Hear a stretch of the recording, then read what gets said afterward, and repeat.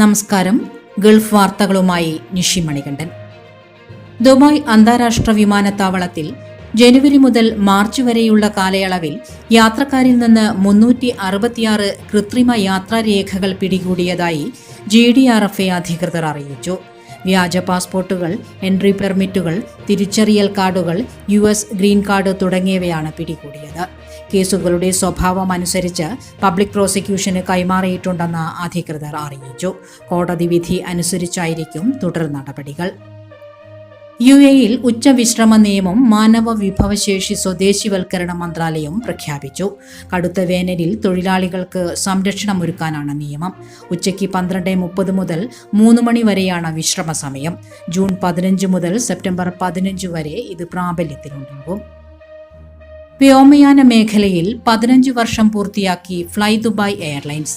എമിറേറ്റിന്റെ സാമൂഹിക സാമ്പത്തിക വികസനത്തിന് നിർണായക സംഭാവനകളാണ് വിമാന കമ്പനി നൽകുന്നതെന്ന് fly Dubai chairman Sheikh Ahmed bin Saeed Al Maktoum പറഞ്ഞു.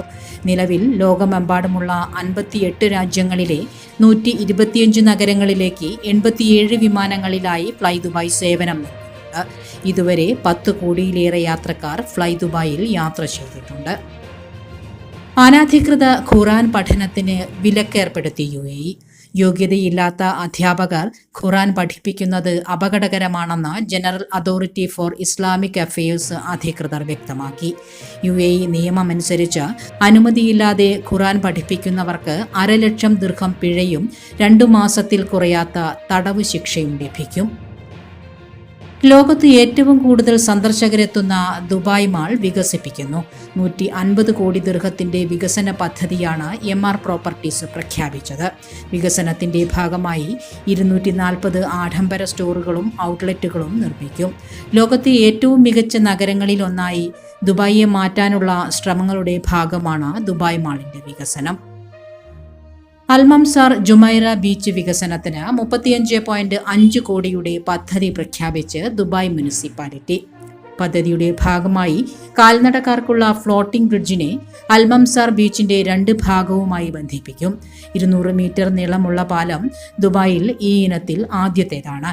ഇതുകൂടാതെ ആഴ്ചയിൽ മുഴുവൻ ദിവസവും പ്രവർത്തിക്കുന്ന ആദ്യത്തെ നൈറ്റ് ബീച്ച് ദേരിൽ തുറക്കുമെന്നും അധികൃതർ വ്യക്തമാക്കി. 1400 കാറുകൾ പാർക്ക് ചെയ്യാവുന്ന സ്പോട്ടുകളും വികസനത്തിന്റെ ഭാഗമായി നിർമ്മിക്കും. ലോകത്തെ ഏറ്റവും സുരക്ഷിത നഗരങ്ങളുടെ പട്ടികയിൽ അജ്മാൻ ഇടം നേടി. ആഗോളതലത്തിൽ സുരക്ഷിതമായ 10 നഗരങ്ങളുടെ പട്ടികയിലാണ് അജ്മാൻ ഇടം പിടിച്ചത്. UAE-യിലെ ഒട്ടുമിക്ക എമിറേറ്റുകളിലും മികച്ച സുരക്ഷാ സംവിധാനമാണ്. ഇതിൽ അജ്മാൻ പോലീസിന്റെ പ്രവർത്തനങ്ങളാണ് എമിറേറ്റിന്റെ നേട്ടത്തിന് അർഹമാക്കിയത്. പോലീസിന്റെ സുരക്ഷാ പദ്ധതികളെല്ലാം നേട്ടത്തിലേക്ക് എത്തിച്ചതായി Ajman police commander in chief major general Sheikh Sultan bin Abdullah Al Nuaimi വ്യക്തമാക്കി. ഈ വർഷത്തെ ഹജ്ജിനായി ഇതുവരെ 10 ലക്ഷത്തോളം തീർത്ഥാടകർ പുണ്യഭൂമിയിലെത്തിയതായി ഹജ്ജ് ഉംറ മന്ത്രാലയം. വ്യോമകര കടൽ മാർഗങ്ങളിലൂടെ 9,35,900 തീർത്ഥാടകർ രാജ്യത്തേക്ക് പ്രവേശിച്ചതായി സൗദി പാസ്പോർട്ട് വകുപ്പ് വ്യക്തമാക്കി. വിമാനം വഴി 8,96,200, കരമാർഗം 37,200, കടൽമാർഗം 2,300 തീർത്ഥാടകർ എത്തിയിട്ടുണ്ട്. അതേസമയം ഹജ്ജ് വ്യവസ്ഥകൾ ലംഘിക്കുന്നവർക്കുള്ള ശിക്ഷ നടപ്പാക്കാൻ തുടങ്ങി. ജൂൺ 2 മുതൽ ജൂൺ 20 വരെ ഹജ്ജ് അനുമതി പത്രമില്ലാതെ പിടിക്കപ്പെടുന്നവർക്ക് പിഴ ബാധകമാകുമെന്ന് പൊതുസുരക്ഷാ വിഭാഗം വ്യക്തമാക്കി. ഇതോടെ ഗൾഫ് വാർത്തകൾ സമാപിക്കുന്നു. നമസ്കാരം.